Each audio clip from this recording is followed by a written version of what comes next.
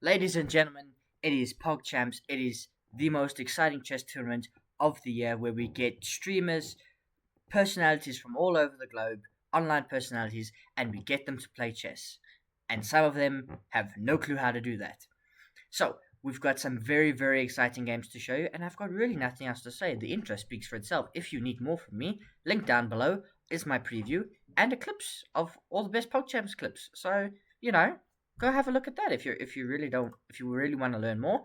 First game I've got for you. Ebere Eze versus LydiaViolet. Now I can see Eze. I don't know why. Throughout the day, the ratings fluctuated. I don't know if it's because he lost the game, but he does not end up this rating. But for this game, he's 1162, and she's 275. So not that much difference really in chess playing ability according to their elos. Eze starts with knight f3, the ready. But I don't know how much these players know because we have e6, which is an invitation to play a queen's gambit. With this it's an invitation to play a queen's gambit. I don't know if these players knew that because we do get d5, but as you can see, played d3. Now we get g3, bishop c5, bishop d2, knight f6, castles, knight c6, which is not the most accurate move, but it's fine, and now knight b to d2. So far, these players don't look like, they have no clue what's going on. So far, it looks fairly normal. It's an equal position. Here's where things start to go wrong. We get knight to b4. This knight has got no reason. Like, I looked at this, it's like, oh, is there a plan here? Is she at least attacking something? She's attacking pawns. That's about it. So, c3 attacks the knight, and now we get queen to d6. I don't need to tell you that's a very bad blunder, those of you who have played chess for a couple of years. But remember, I don't know how much LydiaViolet knows about chess. So this might be her first game of chess. I don't know. I think they did some training beforehand. But she just loses a knight, well taken by Eze, takes back, we attack the bishop retreats, and the queen comes out. Super clinical. The bishop went the wrong way. A beautiful fork, and we take the bishop. 2 pieces up in 11 moves. b6 attacks the queen drops back. Long castles. There we go. Knight e5. Putting the knight in the center. g5, I suppose, look, you have to create counterplay. But unfortunately, that does blunder. Knight takes f7, which is a fork of everything valuable in your territory, barring the king. Unfortunately, here we go for danger levels. Gotham Chess would be proud of this move. It attacks the queen. But unfortunately, you get danger levels right back because when you take the queen, it's with check. And from here, king b8, we take the pawn and we just take everything. We take a free knight, we take a free pawn, we drop the queen back, we take another free pawn. And here, we take another pawn with check. We keep giving checks. Eventually, we will get mate. We win a bishop. It's mate in 4. The knight jumps in. And here, Eze finds mate in 1. 27 moves, absolute demolition, and he would go on to be one of the top players. We will check back in with LydiaViolet in just a moment. But first, and there definitely wasn't a camera cut, we need to check in with Sambucha and Linzor. They are also playing, they're also in Group A, and one of these players would also go on to be one of the top players. One of them struggled a little bit more. 710 versus 308, so not quite the rating disparity we had in the first game. E4, E5, D4, knight c6. Now, this is where you all got to be careful. d4 is fine. The whole reason you put this pawn here is to take. You take. Now you can play knight c6 because you get a tempo on the queen. And then the queen drops back and you play, knight f6, d6, something like that. Maybe a bishop b4 check or something like that. That's the way you should play this position. Because you put your knight out first and now we can push and attack it.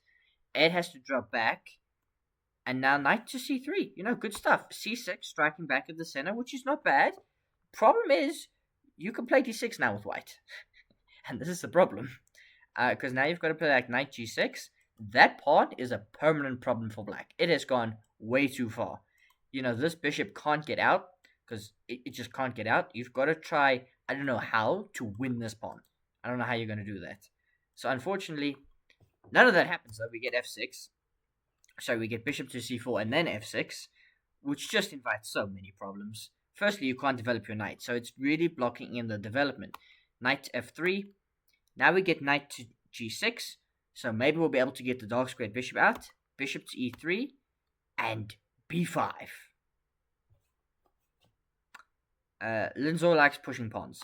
Bishop to e2, bishop b7, and now queen d2. You saw white had a huge advantage, but now, can the 308 player find the only holding move for black in this position, which is b4? I'll give you a minute, No.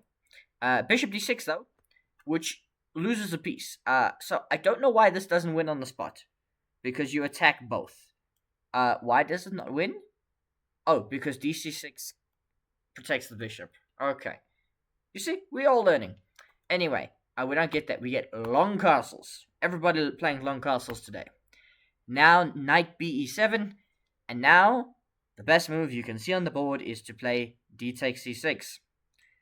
Because of this, now the bishop hangs. Sorry, I messed my move order around. Now you take this, it hits the bishop.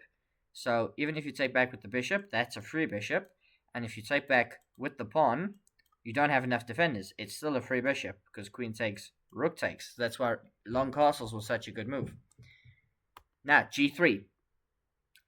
I don't know. You played everything to take this. You played long castles. You've got everything looking down this file. Unfortunately, we miss it. It's there again. No, h4. Sambucha was obviously told you want to launch a kingside attack, you got to push pawns. Can't blame them. That's very sound strategy, apart from the fact that there is 100% of free bishop in the middle of the board. b4. It is found now. It kicks out the knight. We go danger levels, and this doesn't work. And it's so funny, because you would think, because takes, right? And hits the queen. That's the important bit. But takes, and now the only move for this knight is knight h8. Knight h8 is the only move to save the knight. The top engine move in this position is to play cd5. Let the knight hang, and now play, what is it? Knight takes g6. There was queen c8 for a second. And it says this position is better for white, because you had to give the knight back. Protecting the knight with knight to h8 is bad. Anyway, so we get knight to h8 in the game. We don't get that position where you take the free knight. Now our knight moves to the edge of the board. I can't describe how bad a move that is. Your knight should be, like, I don't know where you move your knight. In this position, it's still saying this is the best move, d takes c6, because you get that bishop. And it's not worrying about the knight, and you also free up that square for the knight, so if they don't take with the pawn. But anyway, knight a4. I can't really be mad at them. They're less than 1,000. Like, they're the average rating on chess.com. Like, if you're better than them, you are a fantastic chess player. And I don't know how long they've been playing chess for. So, let's see. c5. Okay. Knight takes c5. f5. We lose the bishop. Queen slides over, we protect the queen at least. But we lose the bishop, we get the bishop back. h6. The whole point of this, h5. h4, h5. Now we get to h6. Now, all you have to do is not do anything. That's the important bit. Don't do anything. But we take. Rook takes, hits the queen. Queen slides back. Well spotted though. Like, you know how many people would have snap taken this, not realized it was defended twice. So, incredible board vision. Now, oh, look at us. Threatening a discovery on the king. Takes. Now we get the discovery in. King slides up. Now it's mate in 8. But we take the pawn, which threatens the rook, to be fair. Rook takes our knight. We take this pawn. They snap take our bishop, but we queen! I don't know why we're queening, though, because that is protected twice. So, queen takes queen, you don't get anything, so you should be taking the rook. Rook hangs. Now, we just take this queen, and we're chilling, but it is mate in 3. We take the queen, though. This is still dangerous, because we grab this. How long did that rook survive on that square, where it could have just been taken? By the way, so we grab this rook, it was a fork. And now we're just in. We're just in. It's check, check. Look at that, what a pin. And now it's mate in 2. Pause if you can find it. We take the rook, mate in 1, take the knight. Sambucha beats Linzor. And unfortunately, when we do definitely not another camera cut. Yes, unfortunately for Linzor, they struggled along with LydiaViolet. They ended up being the 2 bottom ranked players in Group A, so they will be going into the consolation bracket. But let's see who really finished bottom. The loser of this game finishes bottom. So you win this game, you finish second from bottom, which is not great, but at least you weren't last. So 268 versus 262. It can't get much more chaotic than that. And yet, I say that, e4, e5, knight f3, d6. We have a Philidor defense on the board. Now, if you are Paul Morphy and you've watched the opera game, here you play d4. I've got a video about the opera game, and it goes d4. That's the main line. But here we get knight f6, which I can't. Knight c3 rather. Can't complain about it. It's not a bad move. Knight f6, d3, which is not great because you're blocking the light square bishop. But hey, symmetry until we get c5, which is still an okay move. a3, knight c6, b4, a little bit suspicious because that does hang a pawn. But I suppose you're getting some kind of counterplay. You're getting like bishop a3 and stuff. And black's not castled yet. That's the thing. White can still castle. But anyway, we don't get that. We get queen d7. Now, rook b1. d5.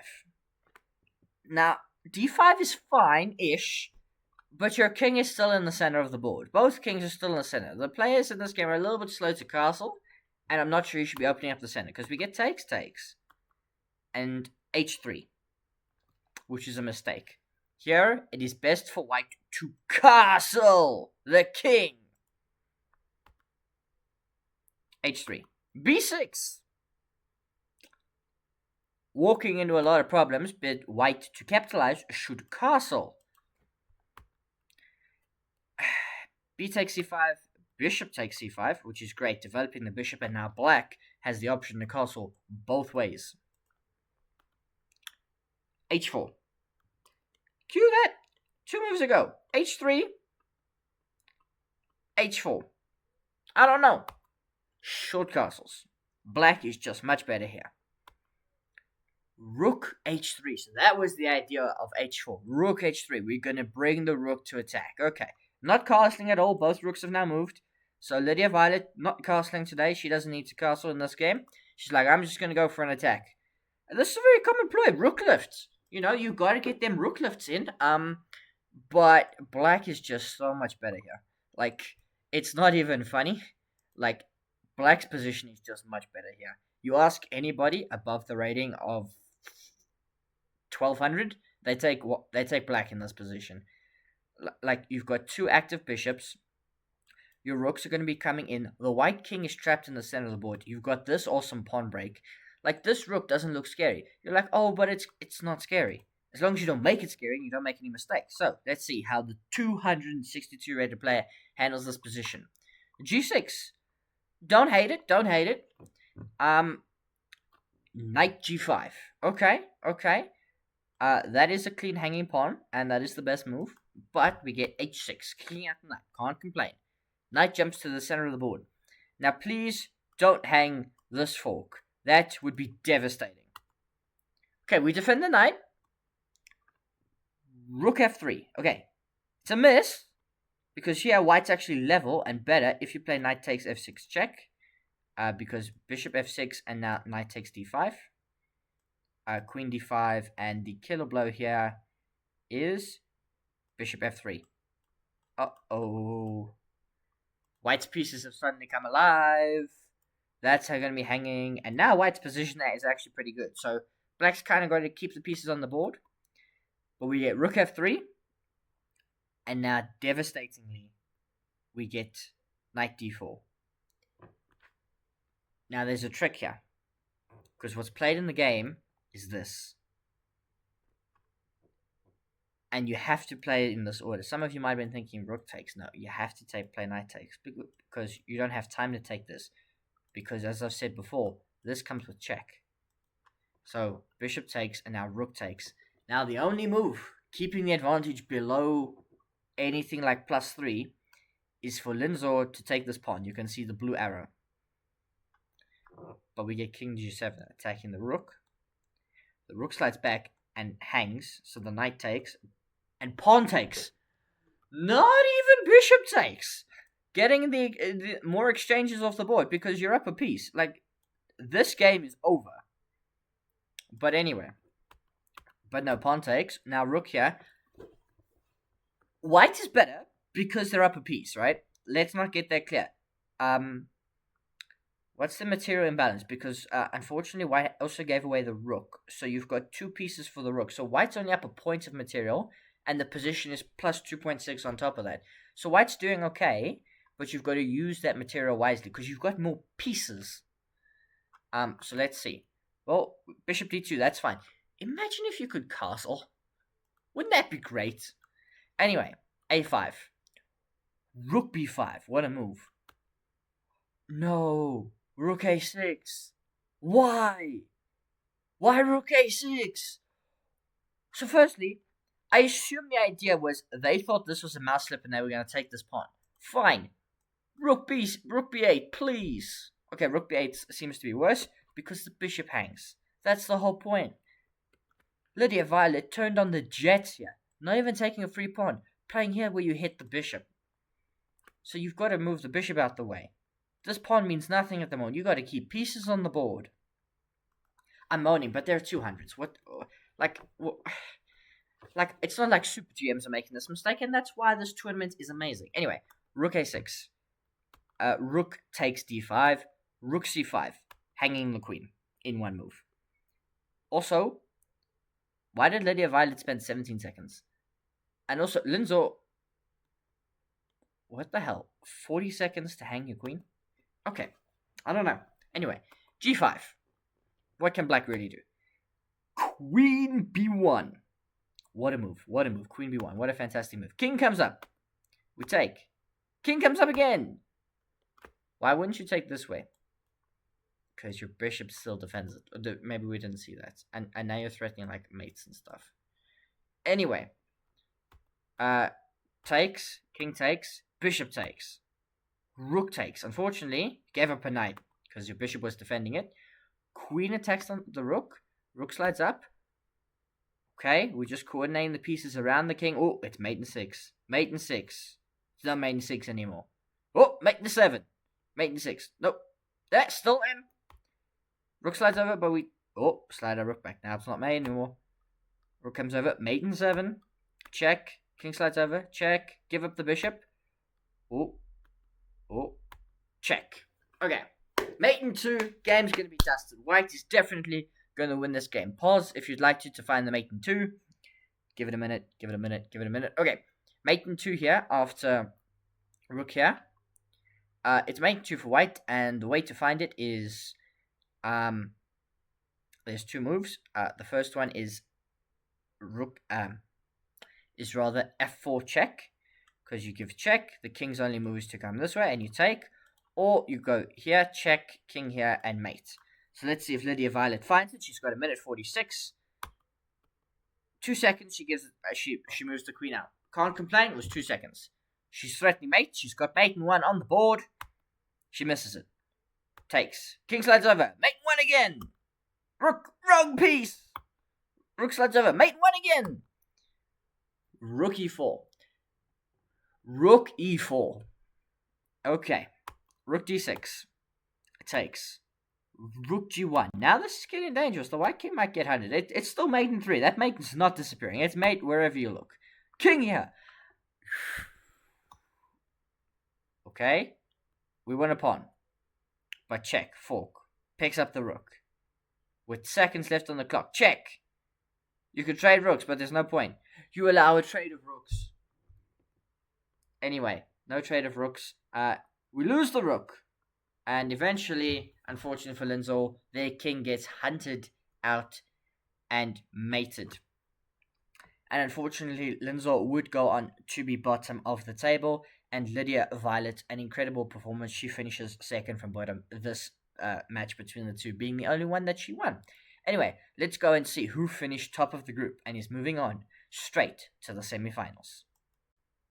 Okay, so the top 2 players were Sambucha and Ebere Eze, and this is why I brought it up earlier in the video. For some reason, his elo now is 721, so IDK. I really don't know. Sambucha is 494. Okay, so let's have a look then. Eze, knight f3 again. He really liked this already. d5, d3, and this was the system he played. This is what he did, g3, and he really liked this. And this is how Sambucha set up. Again, no complaints. Really, for a large portion of this game, they played really solidly. They were doing a good job until here, a6. The reason a6 is a mistake is because you can just play cd5, which gets played. Eze playing cd5. The knight jumps to the center, and now you just snap take that knight. No, e3. Knight takes f3, check. Queen takes f3. Oh no. You can see it on the board in the bright blue arrow. I trust you can see it. Yes, you can. It seems natural to take with the queen because you don't want your bishop moving out of the fianchettoed house. But unfortunately, in the strangest turn of events, bishop g4 and your queen is trapped. The queen has got no escape. It dies wherever it goes. It's gone. So how is Eze going to respond? Leaves the queen hang. The queen doesn't get taken. Oh my gosh. How do you not take your queen? Why would you defend your bishop? Why would you not take the queen? And now the only move is taking. Knight takes f6, queen f6, and now you can move the queen out the way. Now probably the best move here, is to play queen takes f6. And this is just better for white forever. But instead we keep the queens on the board. We slide over here. And now, oh my gosh, Eze is completely winning if he finds f4. F4! We're launching the attack. The bishop slides over to try and trap the queen again. Queen slides out the way. Not the best place, but slides out the way. b5, queen c2, rook ac8, e4. Look at that. Kicks the bishop out, and now we take. F takes e5.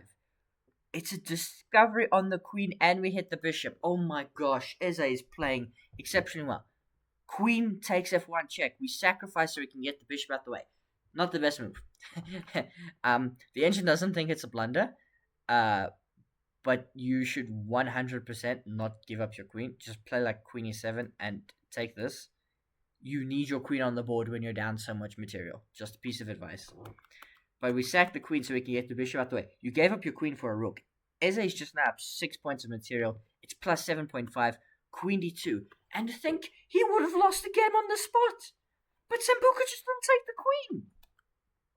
Anyway, f5. He takes f5. He even knows en passant. En passant gets played. The bishop has to retreat. Good job spotting that it was undefended. And now, queen h6. It's over. It's done. This is mate. So we defend by playing king f7. The king is going running, but it's now making 3. We get d6 though, which is strange, but anyway. King continues running. We take the rook. The bishop comes out. But ladies and gentlemen, it is mate 1 on the board. For those of you who have a keen eye. And this game ends spectacularly. With a queen hanging. A bishop hanging. But the king does not belong in the center of the board. Bishop h3, checkmate. Ebere Eze with the win. He finishes top of Group A and will advance straight to the semifinals. Sambucha, this was the only match he did lose, but he still finishes second and will play in the quarterfinals to try and get into the semifinals and try and win PogChamps 6. So with that said, let's have a look now at the results. As I slide over on screen, you can see Ebere Eze finishing 12 points, going 5-0, beating Sambucha 2-1. Inoxtag, who also advances to the quarterfinals 2-1. Unfortunately, Mongraal goes down to Eze, but he finishes in 4th place, so we'll be slipping into the consolation bracket, sustaining losses to Eze, to Sambucha, and to Inoxtag. but defeating LydiaViolet and Linzor.